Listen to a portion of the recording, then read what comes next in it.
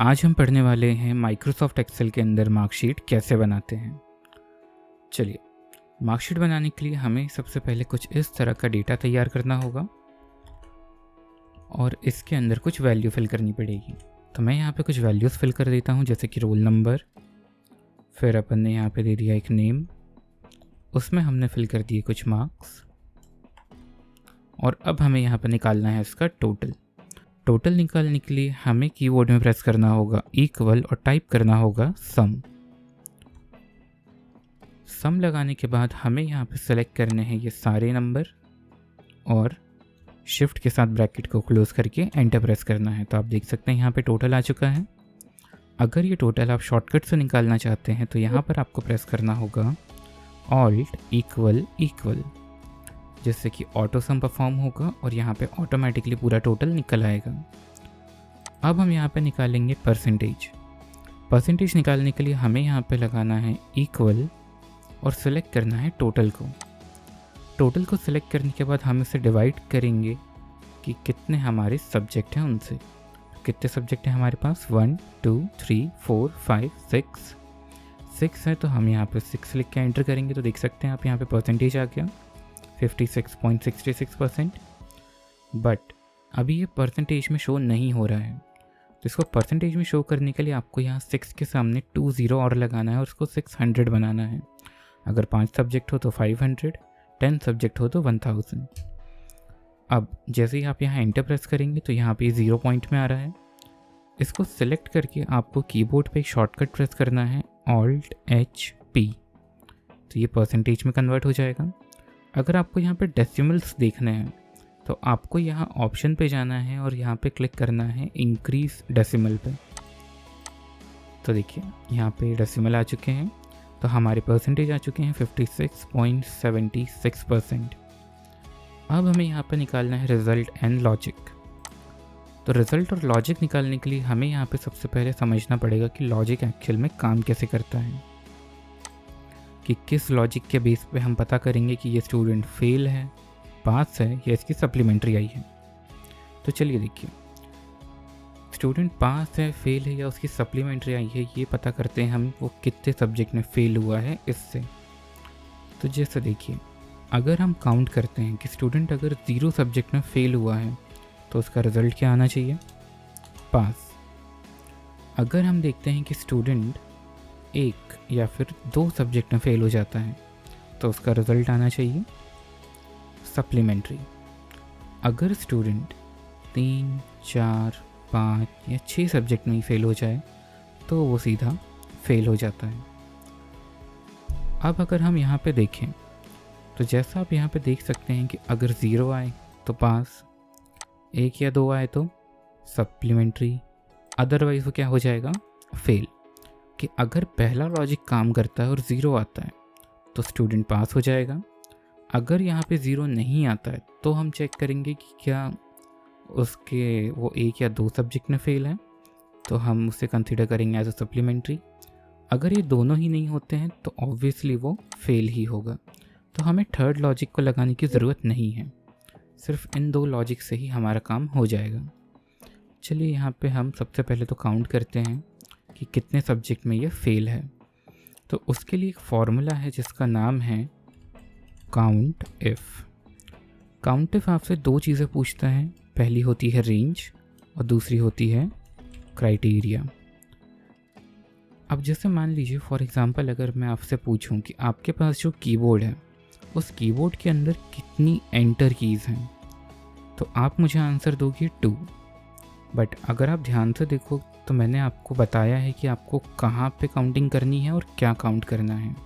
मैंने आपको बताया आपको अपने कीबोर्ड में चेक करना है, तो वो पूरी जगह हो जाती है हमारी रेंज।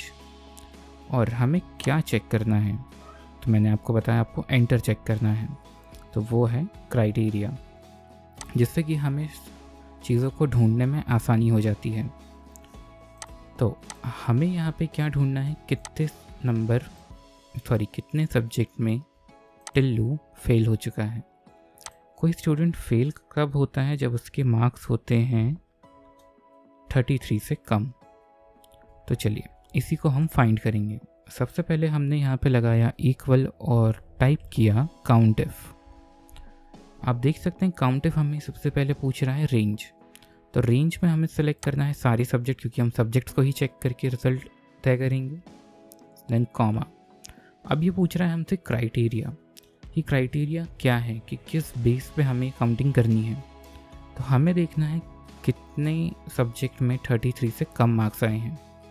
तो हम यहाँ पे डायरेक्ट लेस देन 33 नहीं लिख सकते, क्योंकि ये कंडीशन है। तो हमें यहाँ पे लगाना पड़ेगा डबल इन्वर्टेड लेस देन 33, फिर से double inverted and bracket close. अब एंटर जैसे ही आप प्रेस करेंगे तो आप देख सकते हैं यहाँ पे 0 आ रहा है। अगर 0 आ रहा है मतलब ये पास है, क्योंकि आप देख सकते हैं यहाँ पे एक भी सब्जेक्ट में 33 से कम नहीं है। अगर मैं यहाँ पे मैथ्स में 30 प्रेस करके एंटर कर दूँ तो आप ध्यान से देखिएगा ये ऑटोमेटिकली 1 हो जाएगा, क्योंकि अब ये एक सब्जेक्ट में फेल है। अगर एक सब्जेक्ट में फेल है तो इसका रिजल्ट आना चाहिए सप्लीमेंट्री। चलिए अब हम यहाँ पे लगाएंगे रिजल्ट। पहले मैं इसको ठीक कर देता हूँ। रिजल्ट निकालने के लिए हमें एक फॉर्मूला यूज़ करना है जिसका नाम है इफ़। इफ़ एक लॉजिकल फॉर्मूला है जो कि लॉजिक के हिसाब से ही काम करता है।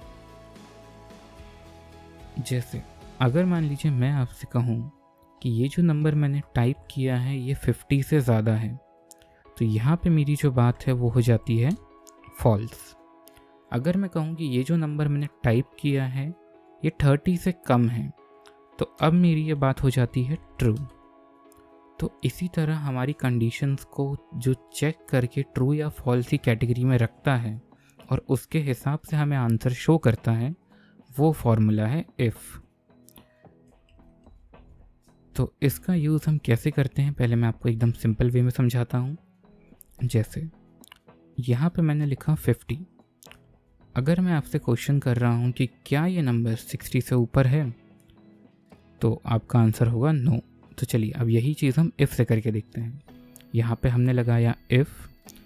आप देख सकते हैं सबसे पहले ये हमसे पूछ रहा है लॉजिकल टेस्ट कि हमारा जो लॉजिकल टेस्ट है वो क्या होगा। तो हमारा टेस्ट है कि ये नंबर जो कि D3 सेल में लिखा गया है ये ज़्यादा होना चाहिए, यानी ग्रेटर देन 60। अगर ये 60 से ज़्यादा है और मेरी बात सच हो जाती है तो आप क्या कहेंगे? यस। अगर ये 60 से ज़्यादा नहीं है और मेरी बात गलत हो जाती है तो आप क्या कहेंगे? नो। अब ये यस और नो हमने लिखा कहाँ पर है, इसको समझ लेते हैं। तो यहाँ पर आपको मिलता है value if true and value if false, कि अगर आपका ये लॉजिक सही होता है तो सही होने पर कौन सी वैल्यू शो होनी चाहिए वो आप यहाँ पे लिखेंगे डबल इन्वर्टेड में, और अगर सही नहीं होता है तो क्या वैल्यू शो होनी चाहिए, वैल्यू इफ़ फॉल्स में वो आप लिखेंगे, यानी कि नो। जैसे ही मैं एंटर प्रेस करूँगा यहाँ पे देखिए क्या आ रहा है, नो। अगर मैं यहाँ पे लिख दूँ 65 तो अब ये नंबर 60 से ज़्यादा है। एंटर प्रेस करते ही यहाँ पर येस आ जाएगा। तो ये था एक सिंपल एग्जाम्पल इफ़ फार्मूला का। मुझे उम्मीद है आप लोग समझ गए होंगे। अब हम यहाँ पे रिज़ल्ट निकालते हैं। तो रिज़ल्ट निकालने के लिए सबसे पहले हम यहाँ पे लगाएंगे इक्वल इफ़, और यहाँ पर आप देख सकते हैं कि ये हमसे फिर से पूछ रहा है लॉजिकल टेस्ट, तो वो हमने यहाँ साइड में निकाल दिया है। अब अगर आप इसको आप ध्यान से देखें तो ये कौन सा सेल है, L2, जिसमें लॉजिक निकला हुआ है। तो आप उसको सिलेक्ट करने की जगह टाइप भी कर सकते हैं। तो मैंने यहाँ पे टाइप कर दिया L2 यानी लॉजिक। अगर इसकी वैल्यू बराबर होती है 0 के, तो अगर ऐसा हुआ और वैल्यू ट्रू आया तो ये हो जाएगा पास, कॉमा। अदरवाइज कि अगर यहाँ पे 0 नहीं हुआ तो क्या होगा, तो हमारे पास एक और लॉजिक है। तो वैल्यू फॉल्स में हम फिर से लगाएंगे इफ़, क्योंकि जितना लॉजिक उतने इफ़। अब ये फिर से हमसे पूछ रहा लॉजिकल टेस्ट, तो यहाँ पे हम दोबारा से टाइप कर देंगे लॉजिक वाला सेल यानी L2। अब हमें यहाँ पे इसको बताना है कि क्या ये कम है 1 या 2 से। तो उसके लिए हम यहाँ पे टाइप करेंगे शिफ्ट के साथ लेस देन, और यहाँ पे प्रेस करेंगे 3, क्योंकि 3 से कम कितना होगा, 1 या 2। अगर 1 या 2 आता है तो वैल्यू ऑफ ट्रू क्या हो जाएगी, मतलब वो 1 या 2 सब्जेक्ट में फेल है, तो यहाँ पर आ जाएगा सप्लीमेंट्री। अदरवाइज अगर ये दोनों ही काम नहीं करते हैं तो वैल्यू फॉल्स क्या हो जाएगा, जो कि हमारा लास्ट ऑप्शन था, फेल। यहाँ पे हम लगाएंगे double inverted fail and double inverted close.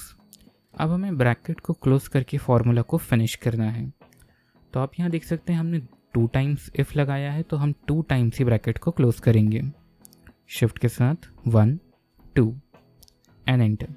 तो आप यहाँ देख सकते हैं यहाँ पर रिजल्ट आ रहा है पास। अगर मैं किसी एक सब्जेक्ट में जाके मार्क्स 33 से कम कर दूँ तो ये एक सब्जेक्ट में फेल हो गया और रिज़ल्ट आ गया सप्लीमेंट्री।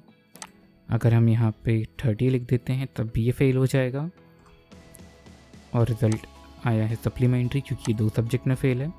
अगर मैं इसको 3 सब्जेक्ट में फेल कर दूँ तो ये हो गया फेल। तो ये था बहुत ही सिंपल ट्यूटोरियल मार्कशीट के ऊपर। आप लोग इसको बना के देखिए।